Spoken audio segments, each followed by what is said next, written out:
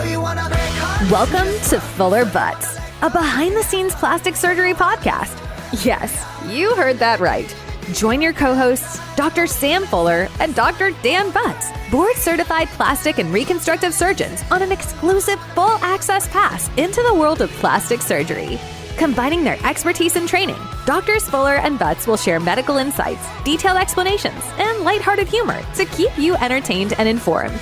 We're certain you'll become passionate about the plastic surgery specialty, and between debunking myths, uncovering truths, or just making you laugh out loud at their perspective on this creative and artistic field, we've got something for everyone. From tummy tucks to Botox and mommy makeovers to surgery do-overs, the Fuller Butz podcast will surely satisfy your podcast fix. All right, now let's dive into this episode. Hello and welcome back to the podcast. It's Dr. Fuller and Dr. Butz here on Fuller Butz, a behind-the-scenes plastic surgery podcast. How's it going, Dan? Good. How are you doing, Sam? I am doing great. I'm excited. The week's over. How's your week been? It was busy. Operated 4 days. Just a lot of good consults. A really busy post-op day, and then but had half an afternoon off with all that. So it was good. So, what about you? Is your schedule typically operating 4 days a week, or do you have a set schedule? Normally I'll have clinic Monday, Fridays, and then operate Tuesday, Wednesday, Thursday with some afternoon clinics depending on the schedule. See post-ops and whatnot. I'm pretty set with OR 50% of the time and clinic 50% of the time. So I operate all day Mondays, Wednesdays, Friday mornings. Then I have clinic Tuesday, Thursday, Friday afternoons, except for the end of the year where we try to squeeze in some more surgeries just because people have time off, want to get stuff done around the holidays. Yeah, the Monday case was because someone had to get it done before the holiday. Essentially, we were able to squeeze it in, make it work. Any interesting cases or clinic consults or anything? Yeah, there's a bunch. We had one good case. It was kind of the opposite of our podcast name, Fuller Butz. We were actually reducing a BBL. She had a BBL and then a revision and felt like she had gotten too big. Not by me, elsewhere. And it was pretty substantial. It took up over a liter. And it, I think it'll look a lot more proportional. So I feel like we're going to be seeing more and more of these as things have really, BBLs have really skyrocketed and kind of gotten a little out of hand in a lot of ways. Yeah, there's trends and fads. I couldn't really wait until the huge lip fad went away and we can start to get down to more normal rejuvenated lips. Has that gone away? I think so. I mean, people used to be putting like suction on their lips to make them like exaggerated. I don't think I'm looking around seeing that anymore, but just as much as clothing goes in and out with tight fitting, baggy, and I feel like big butts and BBLs are going to go away and everyone's going to want them sucked out and stuff. Yeah, and I also think gravity and skin laxity 10, 15 years on the line is going to play a big role and maybe requiring real lifts, but that could be a different topic. What about you? You have anything interesting this week? Yeah, I think we should change the topic. Otherwise, this episode is going to be called Empty Butts pretty soon. No, I just had some good cases. Had a in between makeover case where we did breast augmentation and then we did liposuction 360. And a patient who wasn't quite ready to commit to the full tummy tuck, had some laxity, not significant, but just was unhappy with the overall volume. And so went back and forth, pros and cons, tried to set expectations, and turned out really nice. Actually, was able to get quite a bit out in a safe, way, and small incisions. We don't have as long of a recovery, so I think it's going to turn out great. But those are always those tweener cases where if you want a dramatic big result, I think you need to do the big surgery. You shouldn't be cutting corners or trying to expect something more minor to give you the same result. And I think as long as we set those expectations on what is predictable for liposuction only versus tummy tuck, then you can still end up with a happy patient and not forcing them to have surgeries that they don't want. Yeah, those can be. Yeah, I think what you said is really key. Is having realistic expectations. I think being able to offer the full spectrum is huge. I see a lot of people coming in for revision consults where they've gone to kind of liposuction only clinics, and that's all they offer, and they end up with a lot of loose skin, a lot of scarring and tethering, and it ends up, being more expensive, bigger surgery, bigger recovery, a little bit riskier, but normally we can fix it. But you don't want to be having 2 surgeries if you don't need to. But there are certain patients where you can still get a really good result with just lipo, even if they may benefit from the tummy tuck for sure. Yeah, and I think in the exam room in the OR, we have different team members that are with us through these consults. That's our segue into today's episode. We have a team. And they're very important, critical, paramount to the patient experience, and that's really our staff, our team that works with us day in and day out, whether it's in the office, in the OR. We talked about how many days we're in the OR and how many days we're in the office, and it's not just us. You're not just walking in and we're greeting you. We're doing all the paperwork. We're changing your dressings. We're giving you recommendations, answering all the calls. We have a whole support team, and so we wanted to give them a shout out and, importantly, let patients or would-be patients, people who are interested in plastic surgery, just want to know how the logistics work, how the wheels spin, and who's really part of our teams on a day-to-day basis. Yeah, teamwork makes the dream work. Yeah. Is that how it goes? I'm so bad at those things. I think so. Why don't you ask one of your teammates? Yeah.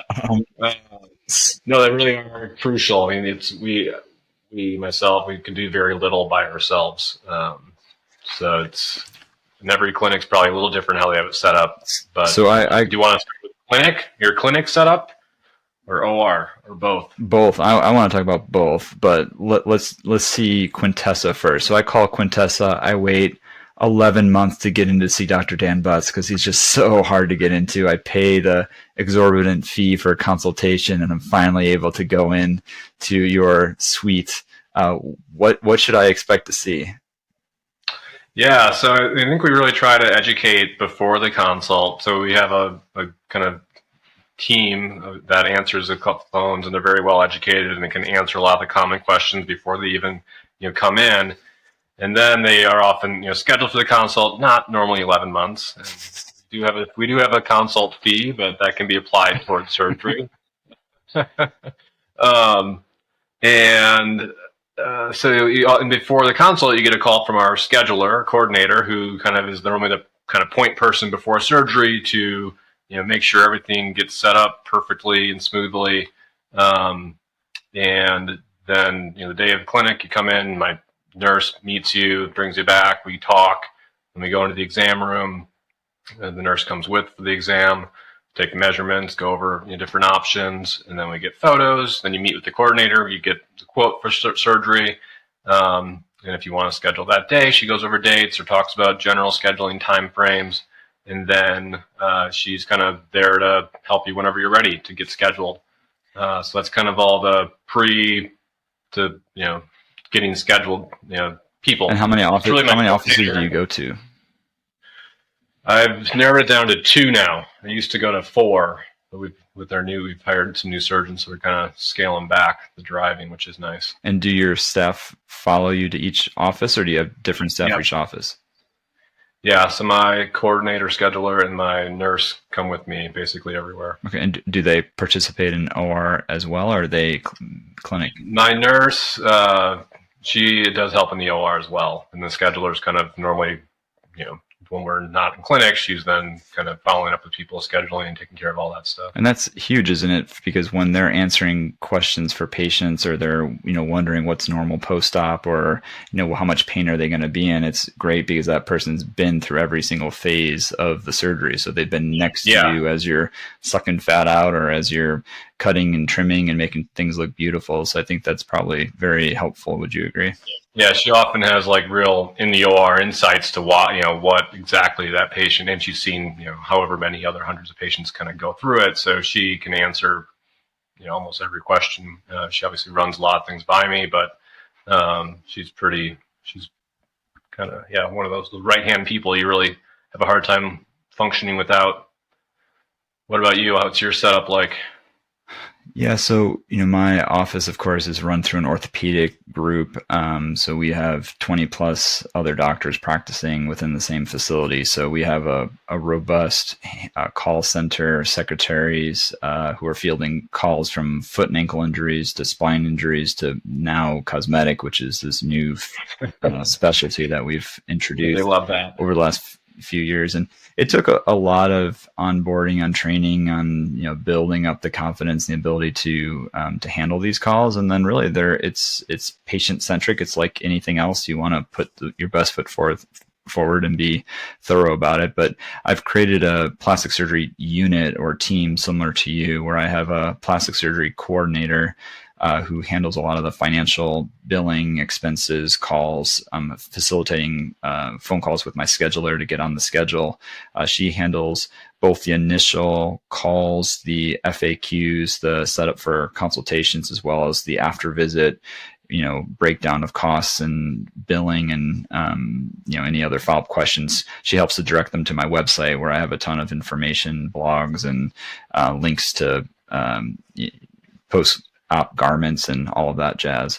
As far as the day-to-day, I have a pretty close team. I have a medical assistant who follows me to all 4 offices that I go to. So I go to Plymouth, Elkhart, Mishawaka, South Bend, and she's with me, and she's really the person who is the engine in the office. She gets the patient from the waiting room. She puts them in the office. She handles both my hand patients and my plastics patients. She takes sutures out. She answers calls. She rooms them. She gives them all their paperwork and instructions. She signs off on all of the required paperwork for breast augmentation implants. And so I'm tired just listening to this list of duties. She's running around crazy, and she does a good job because we have a very busy clinic. And I've recently hired a nurse practitioner who's helps that because she's offloaded both of our job duties. And so I don't need to see as many patients, and she doesn't have to room as many patients because my nurse practitioner has taken a huge step into helping this team out. And she's really that connector between the office and the OR. So she follows me and is with me everywhere. So she's in the office with me. She's doing injections. She's trained to do toxin fillers. She then is in the OR. She is highly trained and skilled in the operating room, and so she knows exactly what we did with the case. She's answering phone calls the next day about the patient, troubleshooting things, and she can really help to understand the pre-op concerns, expectations, discussions, because we're talking about it with the patient in the office. She's in there in the pre-op area where I'm doing my markings, and we're heading back, and so we're always just talking back and forth, sorting through problems and issues. So she's kind of that connector that you have with your nurse.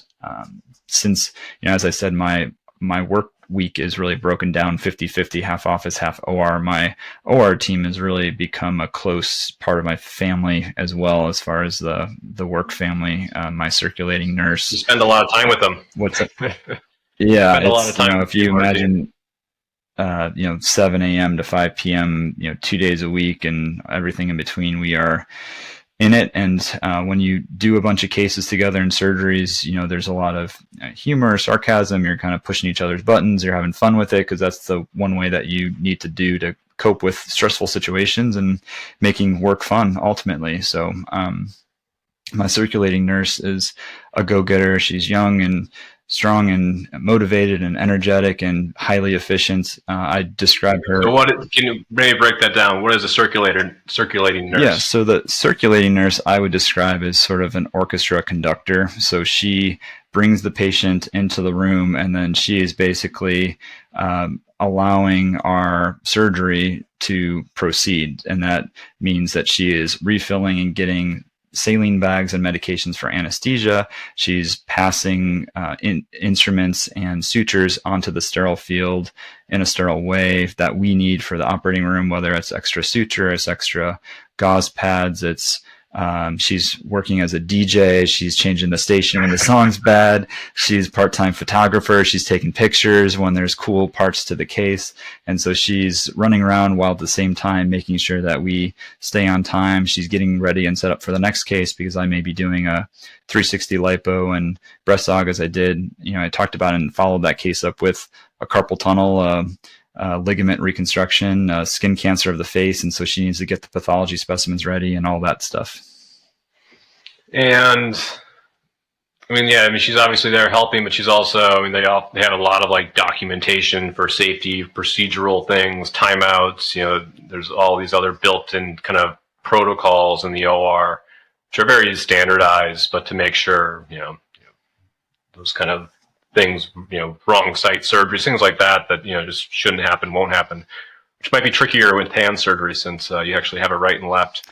Normally in the body and breast, we're working on both sides all the time. It's very important to double check and triple check and make sure you're fixing the right finger and stuff. Thankfully, that's never happened to me, but she certainly keeps us in line, reviews the consent form, is up to date on all the protocols for positioning. And, when I'm asking her, it'd be like, oh, like this is a great picture. The patient's going to want to see this. She's like, oh, that's great. I'm not doing anything else. Let me take a picture for you, But she stayed with it. She's awesome. She, helps order our lunch so we're not getting hangry later on. She's really doing a little bit of everything. And then, my scrub nurse, Kim, who has worked with me for over 3 years now, has scrubbed, probably 90% of my cases. It's so amazing to have a job, in a surgery center that I think is top notch, the best place I've ever worked at, where I, reach out my hand and she knows exactly what to put in there to operate, depending on how I'm positioning my fingers. She knows whether it's a scalpel or whether it's a needle driver. She's there often. Do you ever do the sign language? Yeah, things. Yeah. She, gets there oftentimes an hour and a half before the case starts, and that's things that I don't really realize, until I get there and get set up for that. So she's, getting everything ready in a sterile way to have us repeat a surgery again and again, safely and reliably. So she really makes everything go. And I think I've found a team that really works well together, and they all enjoy doing different things just like I do. So they enjoy mixing it up, doing a scalp cancer followed by a tummy tuck, followed by a trigger finger, and all of that jazz that makes my practice a little bit haywire. And then lastly, my surgery center, we have our own anesthesia team, which is wonderful because I know that I'm likely going to get one of two anesthetists for my mommy makeover and plastic surgery cases. And they do a wonderful job in just making sure the patient's comfortable, making sure that their nausea is controlled, making sure that they're treated well, their eyelashes, extensions are protected during the case, and really just go the full length to make sure that they're happy. And it's not infrequent that at their first post-op, my patients are saying, "Oh, tell so-and-so thank you so much," or "Oh my gosh, I loved your recovery room nurse, X, Y, or Z. They were so great. It made me feel so good." And so from our registration to our pre-op nurses who are excited to see the transformations, it's wonderful to be a part of such a huge team that really makes it click. And it's important for the patients. They're certainly experiencing everything. They're nervous, they're anxious, they're vulnerable, and you want to make sure that every phase of their procedure is going to be successful and without a hitch. Do you have a tech as well, or just the one assistant? I have a scrub nurse, and then I have my nurse practitioner who scrub in and do the cases. Got it. And then there's also probably pre-op PACU nurses as well that play the joke at our surgery center is that the pre-op nurse who also does the PACU recovery gets a lot of the compliments because they remember her the best. Mm-hmm. Everyone else is a little bit fuzzier. And so all the reviews are always mentioning her by name and the team, and everyone's well, you guys are the team. It's all a big team. But yeah, it really is. It's, with the last year we opened up our own surgery center. So, you have, a lot more control and a smaller team, less of those variables. And, just, trying to provide the patient with a really great experience from when they come in the door, getting checked in, just trying to make it all as smooth as possible. And just consistency, just makes, there's less questions, less, chances for things to not, they know exactly what's going to happen, what to do. So that pre-op nurse kind of has it all dialed in. The, anesthetist, really focused on minimizing nausea, really smooth, wake ups, recoveries. And then, that surgical team, and we can frequently do a case with, very words being said about what we're doing, obviously, because we've done so many of them. So normally, we can focus on, we're focusing on the surgery, but in the background, changing the song, making sure it's to everyone's taste, and just making sure everything's as efficient and enjoying it as well. So having a really good team that works together, works hard, is been a huge game changer over the last year at their own surgery center. Yeah, it's kind of a joke, because when I post something on Instagram, thank you to a great OR team, or happy birthday so and so, I'll get some messages from the pre-op nurses, the packing nurses, being like, what about us? No one ever gives us any props. And so I'm constantly needing to. So you probably have more pre-op nurses to thank them more. Yeah, we broke the record. I think this December we did 107 cases in a day. So it's a huge operating enterprise. We do spine surgery, total knees, total hips, cataract surgeries, spinal injections, and so it's not just one pre-op nurse. It's a huge team, and they are well organized. They're hitting it, working hard from the beginning, and same with phase 2, because there's only so many beds, so they need to kind of get patients in and out. And patients are leaving, they get a flower on their way out, they get heated up muffins in the phase 2. We really have tried to make it an elite center. So I know that our satisfaction rate is 99%. Patients are happy, but it doesn't go without the staff and the people who are there making it happen, because you can dream it, but you need the people on the front line that's really making it happen and enjoying what they do. So it's always fun to finish a long case, and then when I walk back to see the next patient in pre-op, the pre-op nurse is like, oh, how did she do? She was nervous, but we laughed about this or that, and that's the human touch. That's why a lot of people go into medicine, and what keeps us pushing. That's right. Who else is there? Those are that's the core of the surgery center. The clinics. Yeah, the only other difference I would say is that I do have a scribe in my office, and scribes, and they work extremely hard. They are transcribing everything that we're talking about, and it allows me to just sit in front of the patient and talk to them. So I don't need to be in front of a computer, and that's, I would say, probably more important for the hand surgery side of things, because I'm just saying, oh, let's see what your x-rays look like, and they pull it up. Oh, you need an MRI. You need to, let's see what these labs are, or what the cultures show. And they're just pulling it up, and it is basically hands-free. And it's great to have that other person who can remind me how many injections I've done, or, what we talked about last office visit, or what the restrictions are, because that is also a huge part of my team, particularly, and having the same scribes and team members there that are, with me, and they travel with me to the different locations, and, really make the patient experience better. Yeah, I'm always blown away by the number of patients you'll see in clinic. You'll be like, oh, I saw 60 patients today. I'm just like, that is insane. I will, on a busy day, maybe see 15 to 20. Oh, really? Yeah. I mean, again, hand case, and I'm sure a lot of those 60 are hand, where you're kind of really moving through things. But, a lot of my post-ops are doing photos, showing photos. That stuff takes time, and I, show them before and afters. I think that's a really important part of it.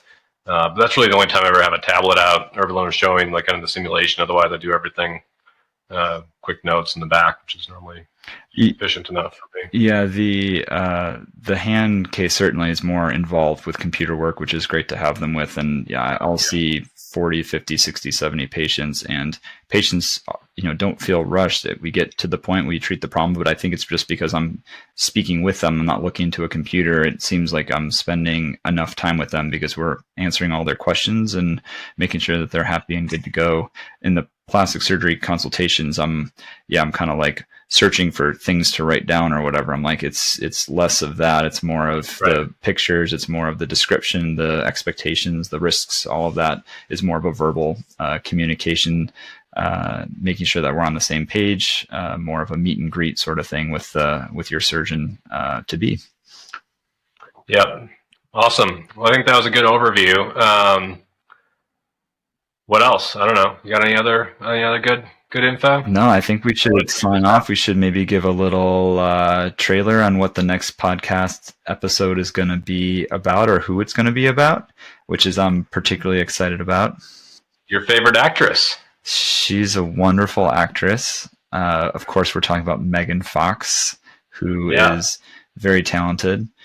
She recently, and I would say wonderfully, came out and discussed some of the plastic surgery procedures that she's had, some of the treatments that she has, and some of the ones that she hasn't. And I think that is amazing and very important for social norms and expectations, so that some of the taboo that's around plastic surgery can be diminished, so that followers and fans and people who are striving to look their best can understand that some of that may be attainable, some of it's natural, but it's not all olive oil and avocado. It takes a little bit more than that. So I'm very proud of her for being able to declare the air, and we're going to talk about that in the next episode. I think it'll be fun because we go through a lot of different topics, and I invite you guys all to come back next week for it. Yeah, thanks for following along today, and subscribe, follow, let us know if you have any feedback, any other topics you want us to touch on. Otherwise, we'll see you again soon. All right. See you, Dan. Thanks so much for tuning into this week's episode of Fuller Butz, a behind-the-scenes plastic surgery podcast.